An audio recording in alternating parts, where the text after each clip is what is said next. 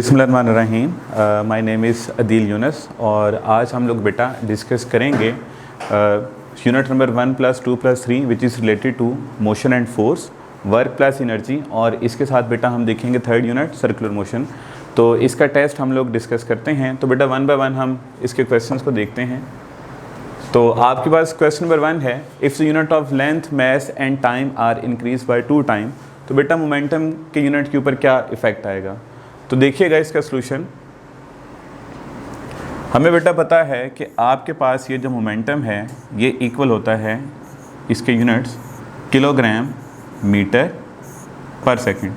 अब क्योंकि हम सब यूनिट्स को डबल करें मतलब किलोग्राम 2 टाइम्स हो जाएगा, इसी तरह आपके पास मीटर भी 2 टाइम्स है और आपके पास बेटा टाइम भी डबल हो गया।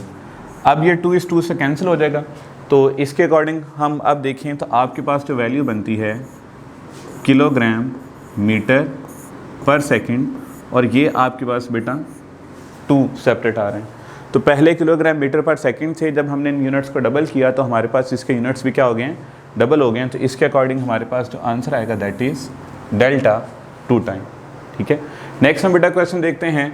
Question number 2। क्वेश्चन नंबर 2 है, velocity of body which has fallen freely under gravity varies as g⁻p। ये बेटा h की पावर ना q है जो हमने फाइंड करनी है, where g is acceleration due to gravity and h is height. तो हमें values of p and q find करनी है। तो बेटा वेलोसिटी बेसिकली हमें गिवन है g की पावर p और h की पावर q। यूनिट के लिहाज से हम देखें तो ये जो वेलोसिटी है, वेलोसिटी के बेटा यूनिट होते हैं मीटर पर सेकंड। ग्रेविटी है तो ये होगी मीटर पर सेकंड स्क्वायर, क्योंकि इसकी पावर है तो मीटर की पावर p और इसकी पावर -2p, और हाइट है तो ये बेटा आपके पास आ जाएगी मीटर की पावर q। बेसिस सेम है तो पावर इसमें हम ऐड कर लेंगे, ये भी मीटर है ये भी मीटर है, तो इसको बेटा हम लिख सकते हैं कि metre raise to power p + q, और ये जो सेकंड है इसकी पावर आ जाएगी -2p। अब हम इनको कंपेयर करें तो यहाँ पर मीटर की पावर 1 लिखी है, यहाँ मीटर की पावर p + q लिखी है, तो हम लिख सकते हैं p + q is equals to 1। इसी तरह अगर हम देखें तो यहाँ सेकंड की पावर -1 है और यहाँ बेटा सेकंड की पावर -2p है, तो हम लिख सकते हैं -2p इज़ -1। तो यहाँ से अगर हम p की वैल्यू निकालें तो ये -2 मल्टीप्लाई है, ये उस साइड पे आएगा तो डिवाइड हो जाएगा। तो यहाँ से बेटा आपके पास p की वैल्यू आ जाएगी 1/2। इसी तरह यहाँ से हम q की वैल्यू निकालना चाहें तो आपके पास यहाँ से जो इक्वेशन बनेगी q is equals to 1 - p which is 1 - p की वैल्यू हम फाइंड कर चुके हैं, दैट इज़ 1/2। इसमें वैल्यू पुट करेंगे तो 1 - 1/2 is 1/2 which is value of p। तो p की वैल्यू आ गई 1/2, सॉरी q की वैल्यू आ गई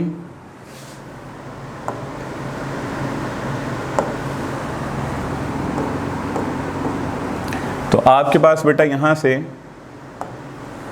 q की वैल्यू आ गई 1/2 और p की वैल्यू भी आ गई 1/2। तो इसके अकॉर्डिंग अगर हम आंसर देखें तो दैट इज़ 4।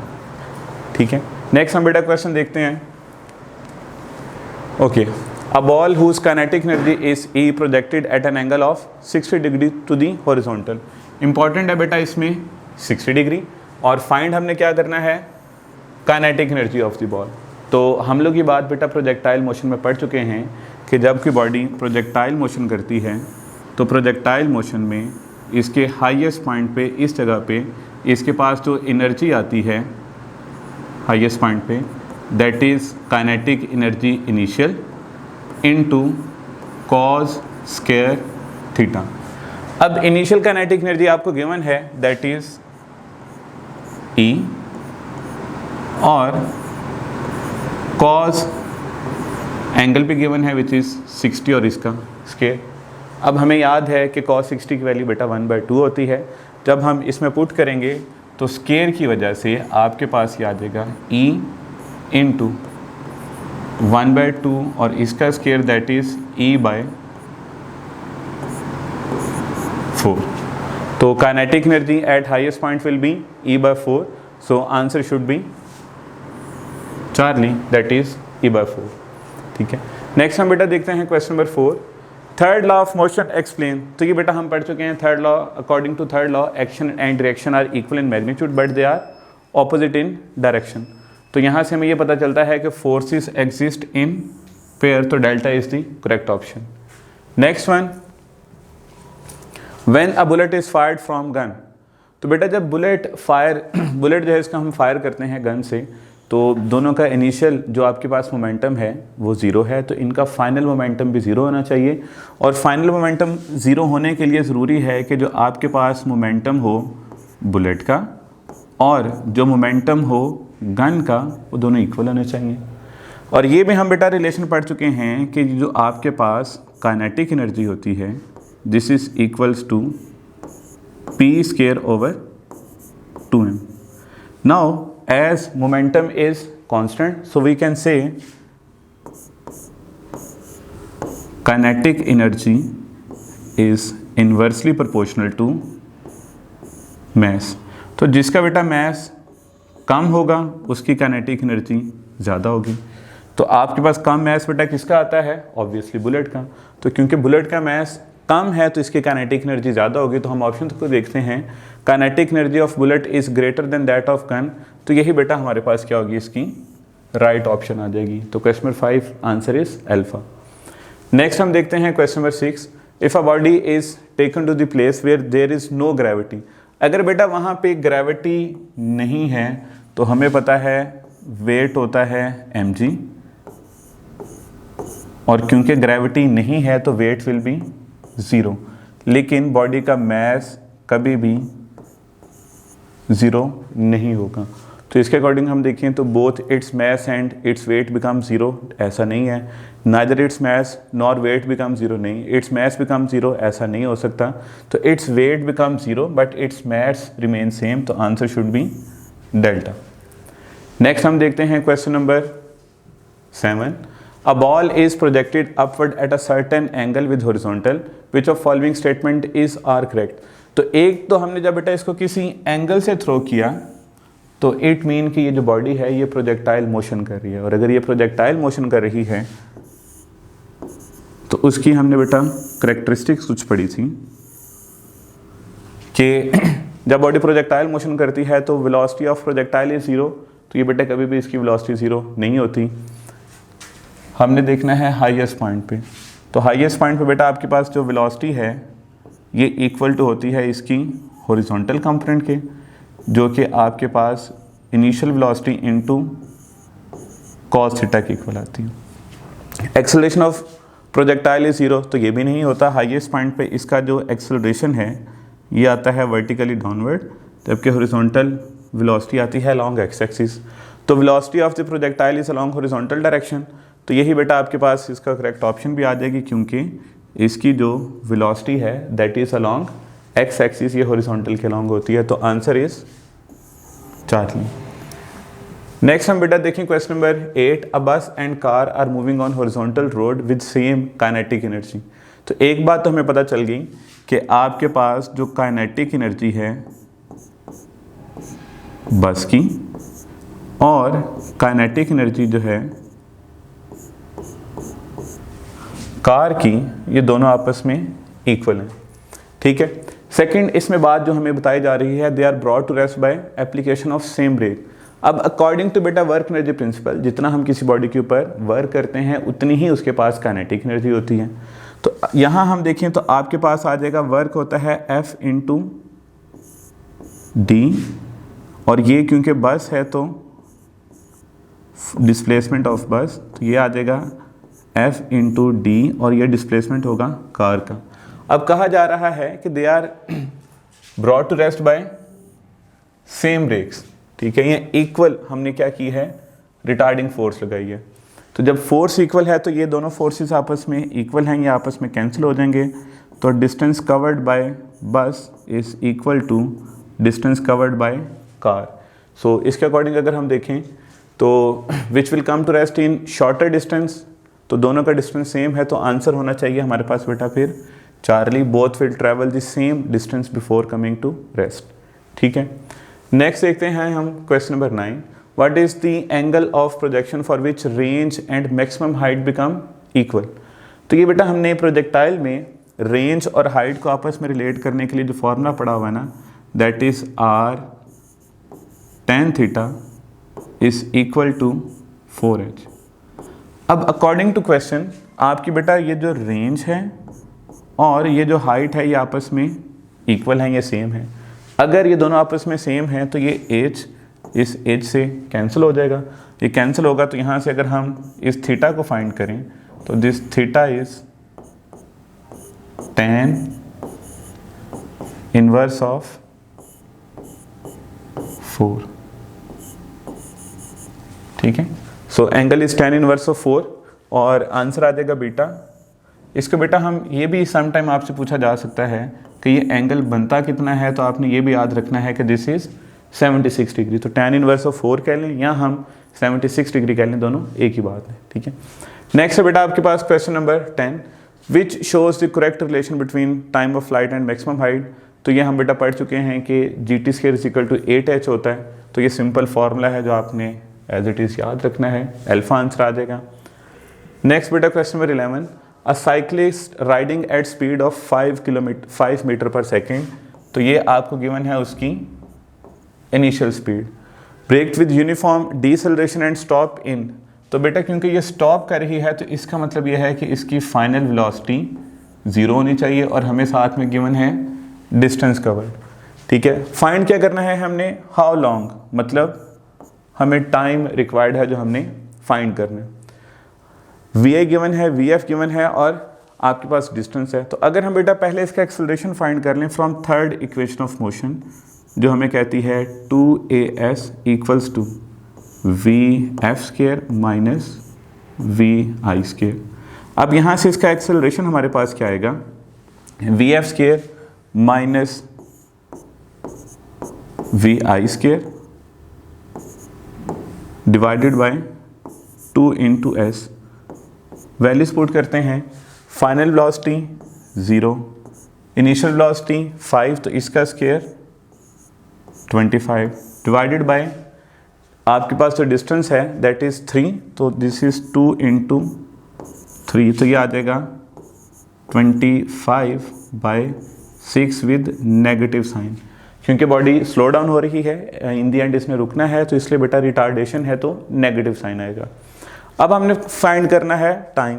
तो अकॉर्डिंग टू बेटा फर्स्ट इक्वेशन ऑफ मोशन जो आपके पास VF है this is equals to VI minus 80, क्योंकि जो बॉडी है वो आपके पास स्लो डाउन हो रही है तो एक्सेलरेशन नेगेटिव आएगा। ये इसमें हम इसकी नेगेटिव वैल्यू बाद में पुट कर लेंगे। तो यहाँ से बेटा अगर हम टाइम फाइंड करें तो टाइम आपके पास क्या आ जाएगा, this time is minus VI divided by A। अब VI हमें गिवन है, VI is 5 divided by acceleration is minus 25/6। तो 5 है तो ये 5 हो जाएगा,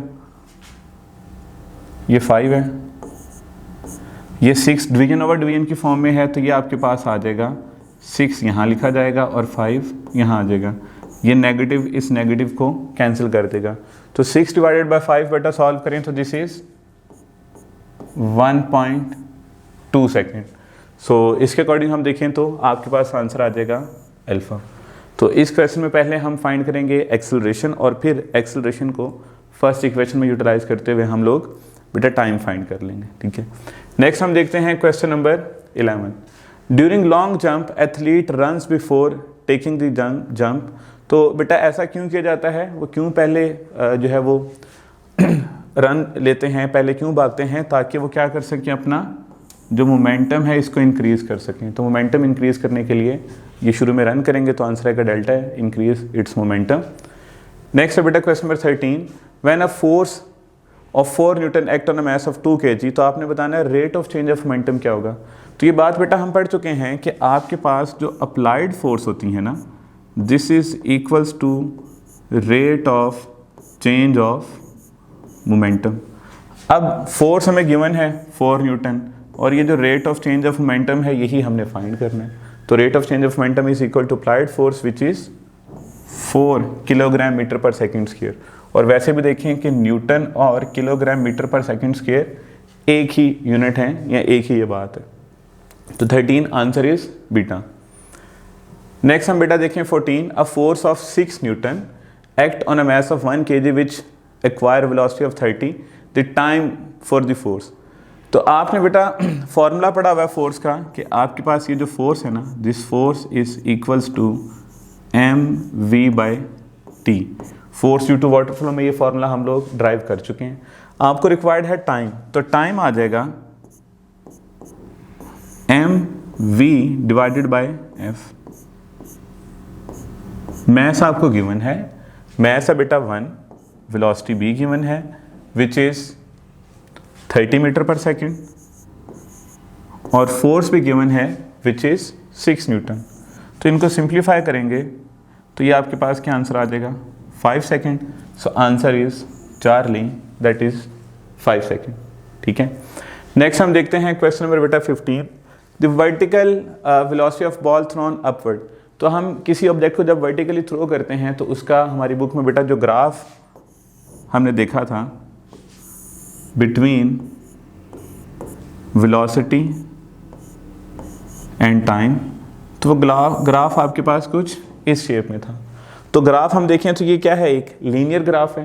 तो यही हमसे पूछा जा रहा है कि वर्टिकल वेलोसिटी है तो उसमें आपके पास टाइम के साथ कैसा ग्राफ बनेगा। तो दिस ग्राफ इज लीनियर, और ये लीनियरली वेलोसिटी डिक्रीज हो रही है अपवर्ड जाते हुए, जबकि डाउनवर्ड आते हुए यही वेलोसिटी क्या होगी हमारे पास फिर लीनियरली इंक्रीज भी होना शुरू हो जाएगी।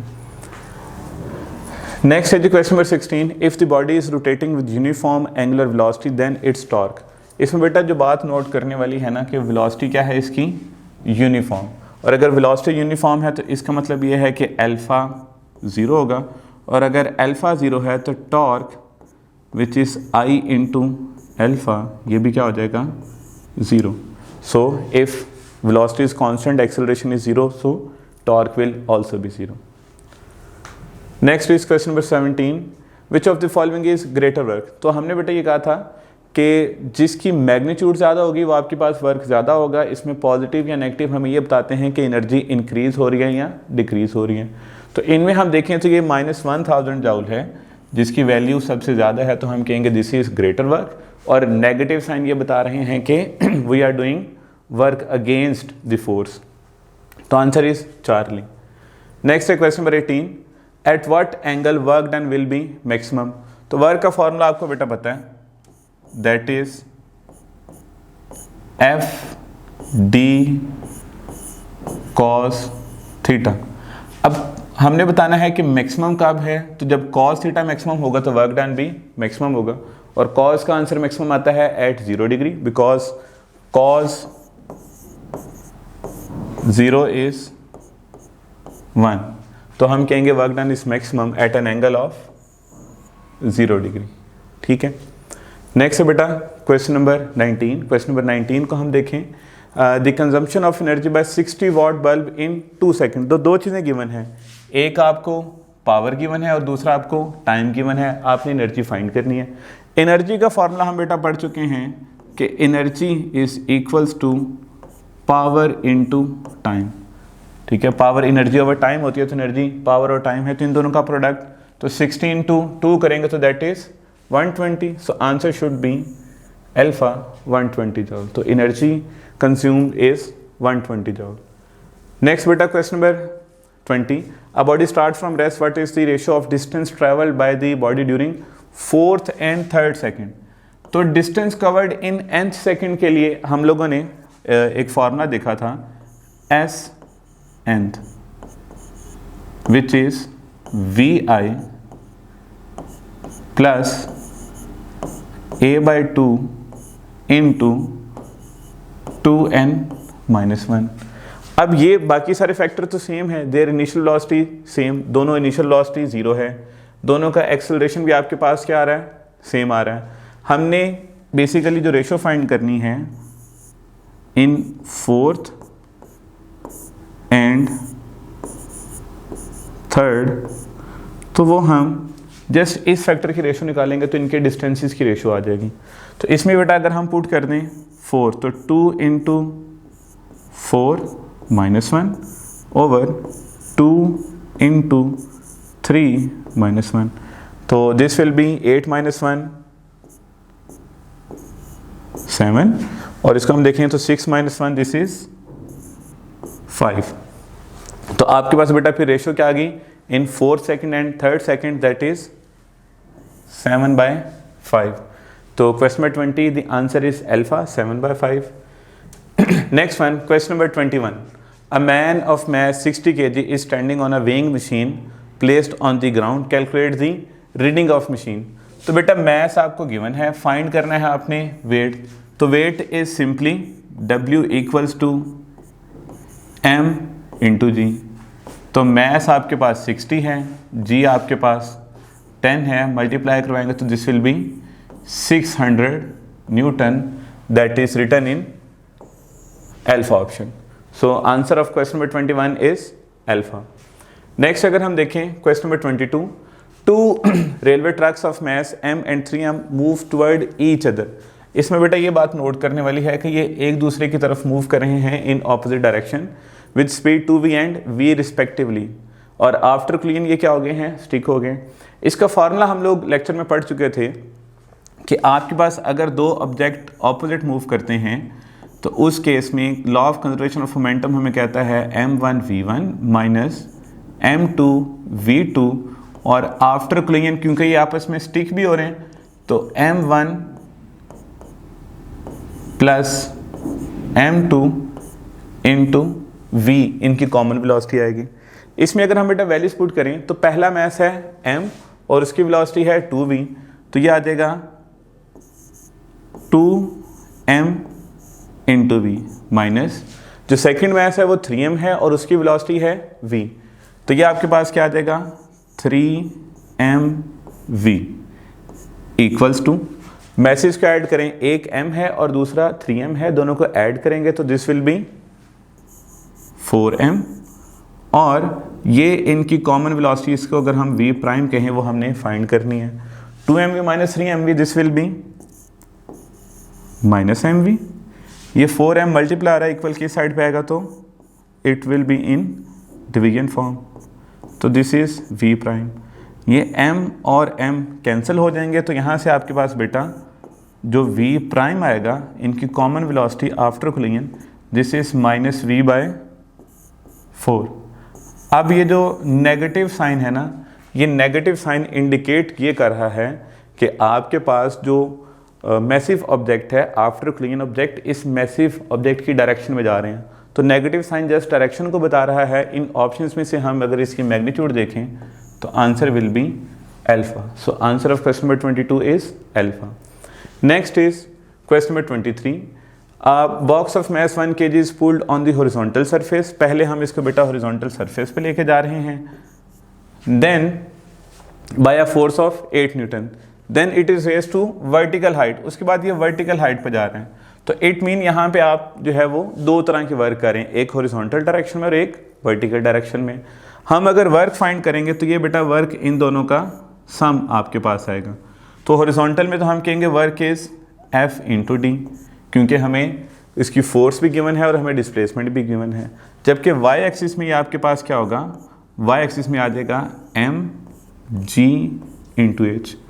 वैल्यूज पुट करें तो फोर्स है आपके पास 8 न्यूटन, डिस्प्लेसमेंट है 1 प्लस इस ऑब्जेक्ट का बेटा मैस है 1, g की वैल्यू हम 10 लेट कर लेते हैं और हाइट जो हम लेके जा रहे हैं हाइट इज 2 मीटर। तो यहाँ से आ जाएगा 8 प्लस ये आ जाएगा 20, तो this is 28 joule. So answer should be alpha 28 joule. तो question number 3 answer is alpha. Next one is question number 24, the work done in raising a mass of 15 gram from the ground to the table of 1 metre. तो हम बेटा किसी object को table से किसी height पे लेके जा रहे हैं, तो इसके पास पोटेंशियल एनर्जी आएगी, इसके ऊपर हमें वर्क करना पड़ेगा, और वो जो पोटेंशियल एनर्जी है वही इसका वर्क डन है जो हमें करना पड़ा है। तो पोटेंशियल एनर्जी कितनी आ जाएगी, mg into h. Mass given है दैट इज 15 ग्राम, किलोग्राम में कन्वर्ट करना है तो डिवाइडेड बाय 1000। जी की वैल्यू हम 10 लिख लेते हैं, और जो हाइट है हमारे पास दैट इज ऑल्सो 1 मीटर। तो ये 1 0 बेटा इससे कैंसिल होगा, 15/100 करेंगे तो that will B 0.15 जॉल। So answer is delta. Next हम देखें बेटा question number 25। From a waterfall, water is falling at the rate of 100 kg पर सेकेंड। तो ये हमें गिवन है mass over time on the blades of a turbine if the height of the fall is 100 meter, power delivered बेटा हमने find करनी है। तो क्योंकि ये हाइट से आ रहा है तो इसके पास पोटेंशियल एनर्जी होगी, तो हम बेटा अगर इसकी पावर फाइंड करें तो इसकी पावर हमारे पास in the form of potential energy आ जाएगी mgh डिवाइडेड बाय t। अब m/t की वैल्यू हमें गिवन है विच इज 100 इंटू जी की वैल्यू आ गई 10, और हाइट भी हमें गिवन है विच इज 100 मीटर। तो इनको मल्टीप्लाई करवाएंगे तो दिस विल बी 10⁵, या इसको हम कह सकते हैं कि 100 और ये 1000 है तो this will be kilowatt. So answer is 100 kilowatt which is written in alpha option. तो question number 25 the answer is alpha. Next हम बेटा देखें question number 26। In a projectile motion velocity at maximum height is. ये पहले भी बेटा हम discuss कर चुके हैं कि अगर कोई बॉडी प्रोजेक्टाइल मोशन करती है तो हाईएस्ट पॉइंट पे इसकी वेलोसिटी अलोंग हॉरिजॉन्टल होती है, और इस वेलोसिटी को हम कहते हैं vi cos थीटा। अगर ये कहा जाए कि इनिशियल वेलोसिटी u है तो ये आपके पास हो जाएगी u cos थीटा। तो इसके अकॉर्डिंग हमारा आंसर आ जाएगा beta. So velocity of projectile at highest point is u cos theta. Next one है बेटा आपके पास question number 27। Which of following sets of factor will effect the horizontal distance covered by an athlete in long jump. तो basically आप देखें तो long jump में हमने फाइंड करना है या हमने देखना है इसके हॉरिजॉन्टल डिस्टेंस को या इसकी रेंज को। रेंज का फॉर्मूला हम लोग बड़े अच्छे से जानते हैं कि रेंज किसके इक्वल आती है, this range is vi² sin 2 theta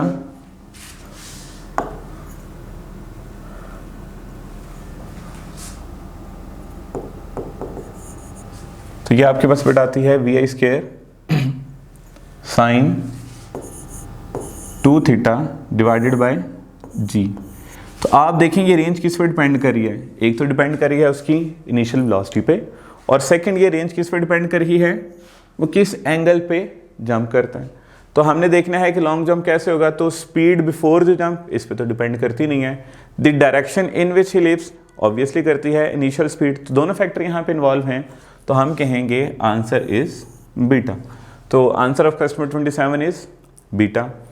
next one 28। A cricket can throw a ball of maximum horizontal distance of 100 meter. The speed which he throws the ball. तो ये बेटा आपके पास अगेन वही जो भी हमने क्वेश्चन किया, आपको गिवन है इसकी मैक्सिमम हॉरिजॉन्टल डिस्टेंस या रेंज। तो रेंज आपके पास क्या होती है, vi² sin 2 थीटा बाय जी। अब एक और कंडीशन जो हमें गिवन है वो ये गिवन है कि आपके पास क्या आ रहा है, रेंज गिवन है और आपने मैक्सिमम हॉरिजॉन्टल रेंज है, तो इसका मतलब यह है कि एंगल होगा इसका 45। जब हम यहाँ sin 45 पुट करेंगे तो जिस sin 2 थीटा इस पूरे की वैल्यू आ जाएगी इक्वल्स टू 1, क्योंकि 45 पुट करेंगे तो this will B 90 and sin 90 is 1। हमने निकालनी है इसकी इनिशियल स्पीड, तो ये g डिवाइड हो रहा है इस साइड पे आएगा तो मल्टीप्लाई, तो हम कह सकते हैं कि आपके पास ये जो vi² है this is equals to r into G. या फिर VI is equals to √RG। Values put करते हैं तो रेंज है आपके पास 100 और G होता है आपके पास आ जाएगा ये 10 इंटू √10। अब स्क्वायर रूट 10 हम देखें तो ये आंसर अप्रॉक्सीमेटली 3.1 3.2 के इक्वल आता है। तो दिस इज अप्रॉक्सीमेटली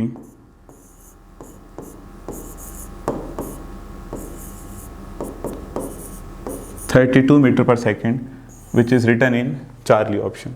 तो answer of question number 28 is Charlie 32 metre पर second. Next one is question number 29. If two bodies are projected at 30 degree and 60 degree with same speed with same velocity, then अब हम यहाँ देखें तो बेटा ये 30 degree और 60 डिग्री हम इनको बोलते हैं कॉम्प्लीमेंट्री एंगल्स। ऐसे एंगल्स जिनका सम 90 डिग्री होता है, इन एंगल्स के ऊपर हम ये बात कर चुके हैं कि रेंज क्या होती है, सेम होती है। तो दोनों का एंगल सेम है, दोनों की वेलोसिटी सेम है, तो it mean there ranges are same, so answer will be alpha. तो 29 का आंसर हमारे पास बेटा आ जाएगा alpha. Next one is question number 30। The angular speed of a particle moving in a circle of 2 pi radian per second, its time period will be. तो हम लोगों ने बेटा ये फॉर्मूला पढ़ा हुआ है कि जो एंगुलर वेलोसिटी है omega, this omega is 2 pi by T. यहाँ से हम अगर बेटा इसका टाइम पीरियड निकालें तो this time period is 2 pi divided by omega. अब 2 पाई तो एज इट इज रहेगा, ओमेगा की वैल्यू हमें गिवन है विच इज ऑल्सो 2 पाई। इनको सिंप्लीफाई करेंगे तो time period is 1 second. So answer of question number 30 is beta, that is 1 second. ठीक है। Next one is question number 31। The number of revolutions in 4 pi radiance. तो हमें पता है कि जब एक रेवोल्यूशन होती है, अगर बॉडी ने यहाँ से मूव करना स्टार्ट किया इस पॉइंट ए से और एक पूरी रोटेशन के बाद इसी पॉइंट पे आ गई, एक रेवोल्यूशन होगी और बेटा एक जो रेवोल्यूशन है this is equals to 2 pi radian. अब क्योंकि यहाँ पर 4 पाई रेडियंस हैं तो मतलब ये आपके पास क्या होगी, रेवोल्यूशंस डबल होगी, और अगर रेवोल्यूशंस डबल हो गई हैं तो इसका मतलब यह है कि नंबर ऑफ रेवोल्यूशंस हमारे पास कितनी आ जाएंगी, that is beta which is 2। So answer of question number 31 is beta, that is 2। Next one is 32। A car is travelling at 60 metre on a circular road of radius 200 metre, its radial acceleration. तो बेटा radial acceleration का मतलब क्या होता है, radial acceleration mean हमने find करना है इसका सेंट्रीपिटल एक्सेलरेशन, और सेंट्रीपिटल एक्सेलरेशन का फॉर्मूला आप पढ़ चुके हैं कि centripetal acceleration is v square by r। अब वेलोसिटी आपको गिवन है विच इज 60 इसका square divided by radius which is 1200। अच्छा, स्क्वायर करने के लिए सिंपली हम क्या करेंगे, ये जो 6 है इसका हम स्क्वायर करें तो 6 का स्क्वायर आता है 36 और 0 है तो स्क्वायर की वजह से ये 0 2 हो जाएंगे, divided by 1200।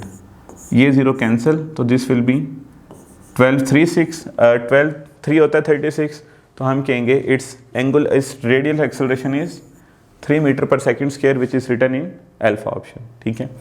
Next one is question number 33। A particle of mass 100 gram is thrown vertically upward with speed of 5। तो आपको बेटा मास भी गिवन है और आपको स्पीड गिवन है। The work done by the force of gravity. तो हमें पता है कि जितना हम वर्क करेंगे उतनी ही इसके पास एनर्जी आएगी। तो आपके पास बेटा यही जो वर्क डन है this will be equals to its kinetic energy, और काइनेटिक एनर्जी क्या होती है 1/2 mv स्क्वायर। अब वैल्यूज आपको गिवन है, इसमें जस्ट हम पुट कर लेते हैं। दिस इज 1/2, मैस हम देखें तो 100 ग्राम है तो this will B 100 divided by 1000 kilogram में कन्वर्ट हो जाएगा, इनटू v। वेलोसिटी 5 है तो 5 का स्क्वायर करेंगे दिस विल बी 25। इनको सिंप्लीफाई करें तो दिस विल बी 2 है तो ये इसको बनाएगा 12.5। 12.5 को 10 से डिवाइड करेंगे तो दिस विल बी 1.25। तो आपके पास बेटा 1.25।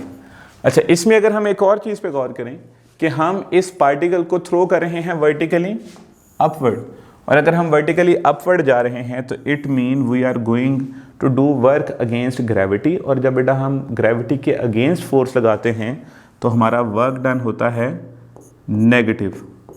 If a body is moving away from earth then work done by gravitational force is negative. तो इस वजह से वैल्यू 1.25 तो होगी, but that will be -1.25। So answer should be beta -1.25।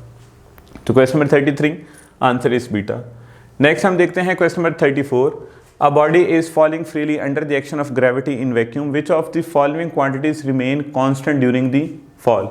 तो ये बॉडी फॉल कर ही है वैक्यूम में, तो kinetic energy of the body ये बेटा नहीं होगी। क्यों नहीं होगी? क्योंकि जैसे जैसे बॉडी नीचे आएगी उसकी वेलोसिटी बढ़ेगी, वेलोसिटी बढ़ेगी तो काइनेटिक एनर्जी उसकी इंक्रीज होगी। पोटेंशियल एनर्जी ये भी नहीं आपके पास बेटा कांस्टेंट रहेगी, क्योंकि जैसे जैसे बॉडी नीचे आएगी तो इसकी पोटेंशियल एनर्जी कम होगी। इसी तरह मोमेंटम भी आपके पास कांस्टेंट नहीं रहेगा क्योंकि वेलोसिटी इंक्रीज हो रही है। हाँ जी, टोटल मैकेनिकल एनर्जी सेम रहेगी, sum of kinetic energy and sum of potential energy that will remain same. तो टोटल एनर्जी सेम होगी। The answer is Charlie. हम लोग बेटा नेक्स्ट आए थे क्वेश्चन नंबर 35 पे, और इसमें आपसे कहा जा रहा है a car come to rest to a skidding stop in 15 metre. जो डिस्टेंस कवर्ड है दैट इज 15 मीटर, और the force on the car due to road is 1000। तो जो रोड कार के ऊपर फोर्स लगा रही है दैट इज 1000। आपने देखना है work done by road on the car and car on the road. तो अगर हम बेटा पहले देखें वर्क डन बाय रोड, तो वर्क डन बाय रोड, क्योंकि रोड जो है वो एक अपोजिंग फोर्स फ्रिक्शनल फोर्स लगाता है, तो work done will B -F into D. तो फोर्स आपके पास है 1000 और डिस्प्लेसमेंट है 15, तो ये आ जाएगा आपके पास -15,000 kilo joule with negative sign. अब सेकंड हमने बेटा फाइंड करना है work done by car on the road, क्योंकि रोड तो कोई डिस्प्लेसमेंट कवर नहीं कर रहा, रोड तो मूव नहीं कर रहा, तो रोड का डिस्प्लेसमेंट जो है ना वो आपके पास होगा 0। तो वर्क डन बाय रोड देखें, ये पहले कार हमने फाइंड किया, रोड देखें तो that will B 0 because displacement work by road is 0। तो answer will be alpha -15 kilo जॉल and 0। Next one is बेटा क्वेश्चन नंबर 36।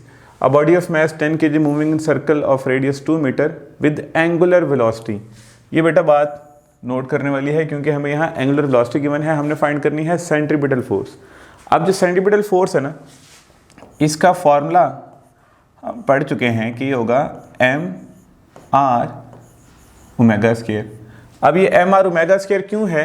क्योंकि बेटा हमें एंगुलर वेलोसिटी गिवन है। इसमें हम वैल्यूज पुट करते हैं, तो mass is 10, radius is 2 and omega is 4।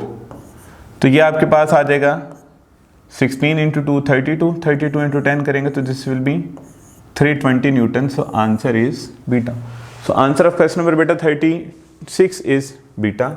Next question number 37। The angular velocity of wheel increases from 1200 RPM to 4500 RPM in 10 second. आपने बेटा बतानी है नंबर ऑफ रेवोल्यूशंस। तो नंबर ऑफ रेवोल्यूशंस के लिए हमारे पास जो फॉर्मूला आता है उसके एंगुलर डिस्प्लेसमेंट के लिए वो आता है second equation of motion omega I T plus half alpha T square. अब ओमेगा भी गिवन है, टाइम भी गिवन है, हमें टाइम भी गिवन है, लेकिन अल्फा हमारे पास नहीं है, पहले हमें अल्फा फाइंड करना पड़ेगा। तो अल्फा फाइंड करने के लिए हमारे पास जो फॉर्मूला आता है ना, तो alpha is omega F minus omega I by T. तो फाइनल हमारे पास एंगुलर वेलोसिटी है बेटा 4500। क्योंकि हमने नंबर ऑफ रेवोल्यूशंस कैलकुलेट करनी है तो इनका यूनिट्स हम चेंज नहीं करते, इनको रेवोल्यूशन में रखते हैं।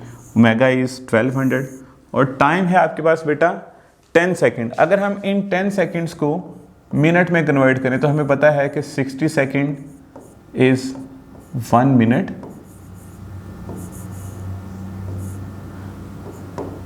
और अगर हम यहाँ से इसको 6 से डिवाइड करें तो दिस विल बी 10 सेकेंड। ये 6 से डिवाइड हो रहा है तो ये भी 6 से डिवाइड होगा तो 1/6 मिनट। तो जो टाइम है दैट इज़ 1/6 मिनट।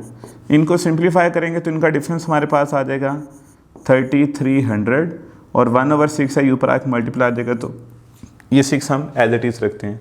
तो अब अल्फ़ा की वैल्यू भी आ गई है, ये सारी वैल्यूज़ हम अपनी इस इक्वेशन में पुट करते हैं। तो इनको देखते हैं, आपके पास बेटा omega I that is omega आई की वैल्यू है 1200, टाइम है आपके पास 1/6 प्लस 1/2। अल्फ़ा की वैल्यू है हमारे पास 3300 इंटू 6, और टाइम है हमारे पास अल्फ़ा टी स्केयर है तो दिस इज़ 1/6 और इसका स्केयर। तो ये इसका स्केयर इस 6 को कैंसिल कर देगा। इसको हम सिंप्लीफाई करेंगे तो ये आ जाएगा आपके पास 200, और इसको जब हम सिंप्लीफाई करेंगे तो दिस विल बी 275, और this will be equals to 475 revolution, which is written in Charlie option. So answer of question number 37 is Charlie, 475 revolutions. Next is बेटा question number 38. 38 में आपसे बेटा कहा जा रहा है the force required to move a body of mass 1 kg with velocity of 100 along a circular path. Circular path के along find करना है तो ऑब्वियसली बेटा हमें सेंटीपिटल फोर्स चाहिए, जिसका फॉर्मूला होता है mv²/r। मैस हमें गिवन है दैट इज 1, वेलोसिटी b हमें गिवन है विच इज़ 100 और उसका स्केयर भी है, divided by radius that is also 100। तो ये 100 इसके स्केयर को कैंसिल कर देगा, तो रिमेनिंग आपके पास जो 100 न्यूटन है वही आंसर आ जाएगा, that is written in alpha option. So answer of question number 38 is alpha. Next बेटा आपके पास question number 39, centripetal force required to keep the body in circular path is F1. Okay, what would be centripetal force if radius become half? Radius बेटा half हो रहा है, keeping the same angular velocity. अब बेटा ये angular velocity given है, क्योंकि हमें एंगुलर वेलोसिटी गिवन है तो अब जो हमारे पास सेंटीपिटल फोर्स का फॉर्मूला हम अप्लाई करेंगे that should be mr omega square. यहाँ से हमें पता चल रहा है कि force is directly proportional to radius, क्योंकि हमने रेडियस को क्या किया है हाफ कर दिया है, तो बेटा सेंटीपिटल फोर्स भी हमारी क्या हो जाएगी हाफ। तो it mean answer should be charlie as radius is half of initial. ठीक है जी, तो question number 39 answer is charlie. Next question number 40, cream gets separated out of milk when it is churned it is due to। तो बेटा आपके पास जो cream separate होती है, या आप वो मशीन में से देखते हैं जो ड्रायर है वो जो वाटर है उसको सेपरेट करता है, that is due to centrifugal force. तो आंसर इसका बनता है चार्ली। जो आउटवर्ड फोर्स लगती है जो लाइटर पार्टिकल्स को आउटसाइड लेके जाती है, दैट इज सेंट्रीफ्यूगल फोर्स। तो आंसर इज चार्ली। नेक्स्ट बेटा question number 41, net Newton second is unit of. तो न्यूटन सेकंड हमें पता है बेटा इम्पल्स के यूनिट भी होते हैं, मोमेंटम के भी यूनिट होते हैं, और वैसे भी आपको पता है कि जो आपके पास इम्पल्स है this impulse is equals to change in momentum, और इन दोनों का यूनिट होते हैं newton second. So answer is delta both B and C. Next is question number 42, the slope of distance time graph.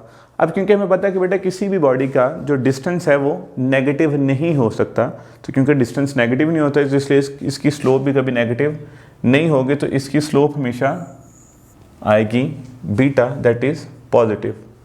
ठीक है। 43, what is the acceleration of projectile relative to another. तो बेटा दो प्रोजेक्टाइल हैं जिनके हम एक्सेलरेशन को आपस में कंपेयर कर रहे हैं, तो प्रोजेक्टाइल मोशन हम कहते हैं कि it is 2 dimensional motion under constant acceleration due to gravity. अब क्योंकि दोनों केसेस में क्या है ग्रेविटी है, दोनों केसेस में आपके पास क्या है एक्सेलरेशन सेम है, एक दूसरे के लिहाज से देखेंगे तो आपके पास एक्सेलरेशन क्या होगा, दैट विल बी 0, या इनका जो रिलेटिव एक्सेलरेशन है वो 0 है, because they both have same acceleration. Next is 44, the momentum of particle changes when. तो बेटा मोमेंटम कब चेंज होता है, जब हम उसके ऊपर वर्क करेंगे, उसको एनर्जी उसकी चेंज होगी, या हम फोर्स अप्लाई करेंगे। तो इसलिए आंसर होगा चार्ली बोथ, क्योंकि आपके पास जब वेलोसिटी चेंज होगी तो मोमेंटम चेंज होगा, और फोर्स से भी वेलोसिटी को चेंज करते हैं और एनर्जी दे के भी चेंज करते हैं। Next is 45, the speed of object in particular direction. तो स्पीड के साथ साथ अब हमने क्या दे दी है उसको, डायरेक्शन। तो स्पीड का बेटा जब डायरेक्शन मिलती है तो हमारे पास एक नई चीज़ सामने आती है, that is called velocity. So answer of 45 is alpha, it means velocity. Next 46 की बात करें, the maximum horizontal range is 400 metre, what will be height. तो हमने बेटा थोड़ी देर पहले डिस्कस किया था कि आपके पास ये जो r tan थीटा है ना, this is equals to 4h। अब क्योंकि रेंज जो है वो मैक्सिमम है, ये मैक्सिमम तब होती है व्हेन एंगल इज 45। तो tan 45 1 होता है, तो हम कह सकते हैं r is equals to 4 times height. अब आपको गिवन क्या है, आपको रेंज गिवन है और आपने हाइट निकालनी है। तो हाइट क्या आ जाएगी, हाइट आ जाएगी, इस रेंज को 4 से डिवाइड करते हैं। तो रेंज जो कि 400 मीटर है, इसको 4 से डिवाइड करेंगे तो आपके पास आंसर आ जाएगा हाइट का 100 metre. So the answer is Charlie 100 metre. 46 का आंसर आ जाएगा चार्ली। नेक्स्ट है 47, according to second law of motion. Second law क्या कहता है, F is equals to ma, कि आपके पास फोर्स और एक्सेलरेशन डायरेक्टली प्रोपोर्शनल हैं और एक्सेलरेशन और मास इन्वर्सली प्रोपोर्शनल है। तो acceleration is directly related to mass, नहीं। Acceleration is inversely with force, नहीं। Acceleration is not related to मास, ये भी नहीं है। तो हमने बताना है कौन सा करेक्ट है। तो इनमें से बेटा आपके पास आंसर आएगा none of these. Next one is 48, if an object move with constant velocity then its acceleration. क्योंकि वेलोसिटी क्या है, कांस्टेंट। वेलोसिटी कांस्टेंट है तो डेल्टा v 0, और अगर डेल्टा v 0 है तो एक्सेलरेशन जो कि delta v by delta t होता है, दिस विल ऑल्सो 0। तो इसका एक्सेलरेशन बेटा आ जाएगा 0। तो answer of 48 is alpha, that is 0। Next one is 49, in uniform circular motion which of following remain constant. तो ये बेटा हमने पढ़ा था कि जब यूनिफॉर्म सर्कुलर मोशन होती है तो जो स्केलर क्वांटिटीज़ हैं वो सेम रहती हैं, जबकि जो वेक्टर क्वांटिटीज़ हैं वो चेंज होती हैं।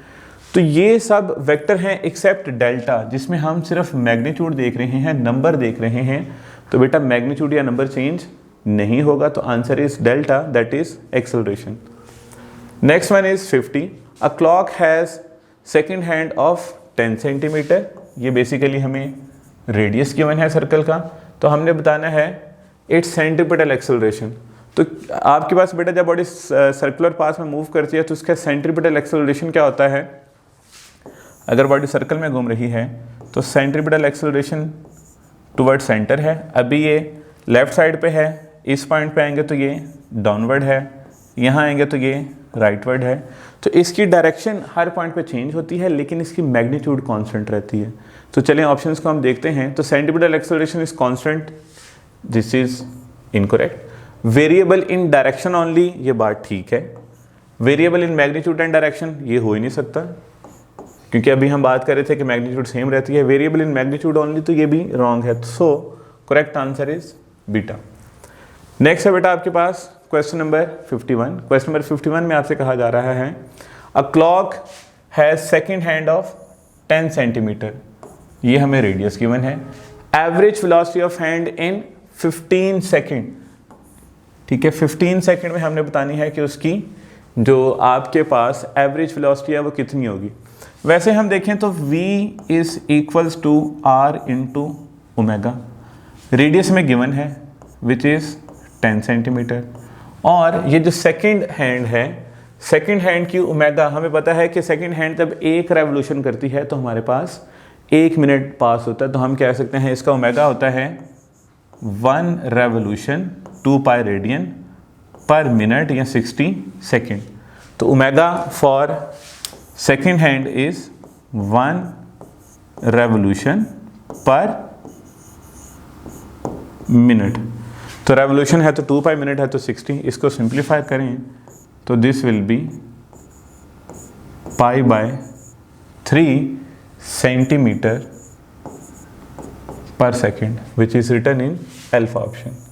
नेक्स्ट है बेटा हमारे पास question number 52। A particle is moving on a circular path of radius r with constant speed v0। Okay, what is the change in magnitude. अब बेटा ये कहा जा रहा है एक तरफ तो कि स्पीड कांस्टेंट है, एक तरफ कहा जा रहा है कि मैग्नीट्यूड में कितना चेंज आ रहा है। तो बेटा जब स्पीड चेंज है तो इसकी मैग्नीट्यूड चेंज नहीं होगी, इसकी वैल्यू सेम रहेगी। तो हम कहेंगे change is 0, that is beta. Next is 53। In uniform circular motion direction of velocity is along. तो बेटा जब यूनिफॉर्म सर्कुलर मोशन होती है तो इसमें जो लीनियर वेलोसिटी है इट इज अलोंग टेंजेंट। तो इसको हम कह सकते हैं ये टेंजेंट है, या इसको हम बेटा नॉर्मल भी तो कह सकते हैं, दैट इज अल्फा। तो टेंजेंट या नॉर्मल दोनों कह सकते हैं। So answer is beta, can be both along normal और tangent. And the last one MCQ number 54 is a particle is moving in a circular path of radius r, magnitude of displacement after half circle। आपने बेटा find करना है कि इसका displacement कितना होगा half circle के बाद। तो हाफ सर्कल मतलब अगर बॉडी ने पॉइंट ए से मूव करना शुरू किया है और पॉइंट बी तक आया है, तो हमने कहा था कि डिस्प्लेसमेंट के लिए हम इनिशियल और फाइनल पॉइंट के दरमियान जो मिनिमम डिस्टेंस है उसको देखते हैं। तो ये ए से लेके बी तक हम देखें तो this is equals to diameter of this circle, और डायमीटर आपको पता है कि दिस इज़ 2 टाइम रेडियस। तो इसका मतलब ये है कि आपके पास बेटा आंसर बनता है बीटा विच इज़ 2r। तो 54 द आंसर इज़ बीटा। तो यहाँ बेटा हमारी डिस्कशन जो है वो एंड हुई। होप्स हो कि आपको ये सारे पॉइंट्स क्लियर होंगे। नेक्स्ट डिस्कशन तक के लिए अल्लाह हाफिज़, अपना ख्याल रखिएगा।